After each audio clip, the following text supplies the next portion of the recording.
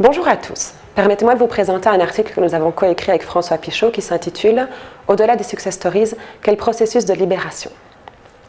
L'entreprise libérée, un concept vaste, un concept flou qu'Isa Getz définit comme une forme organisationnelle radicalement différente dans laquelle les salariés sont entièrement libres d'agir pour le bien de l'entreprise. Cette notion floue est le premier point de départ sur lequel nous nous sommes appuyés pour notre recherche.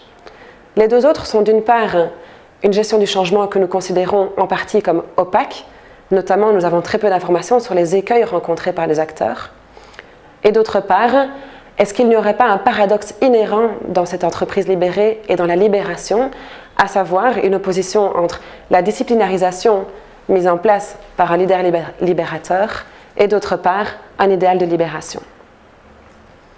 La question qui en résulte est finalement, ne sommes-nous pas face à un processus qui est par nature et par définition panoptique, pour reprendre le terme de Foucault?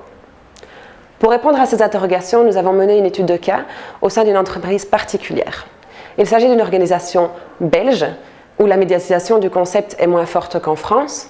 Il s'agit également d'une organisation du secteur public, qui forcément fait face à de nombreuses contraintes, notamment réglementaires.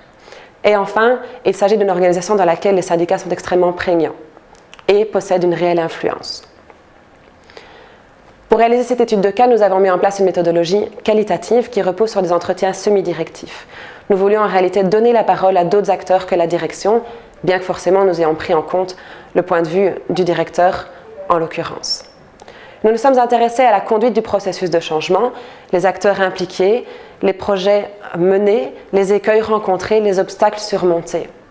Toutes ces données empiriques ont été analysées à l'aune de la théorie de l'acteur réseau, une théorie de sociologie qui, à l'inverse du panoptisme, prône notamment une grande implication des acteurs. Les auteurs, parmi lesquels nous pouvons notamment considérer Calon et Latour, distinguent en réalité 5 phases pour un processus de gestion du changement, à savoir la contextualisation, la problématisation, l'enrôlement, la convergence et le rallongement. Je ne vous en dis pas plus à ce stade et vous laisse découvrir les conclusions auxquelles nous sommes parvenus. Merci à l'ESC Clermont, merci à la RIPCO pour leurs initiatives et pour cet ouvrage, un premier du genre.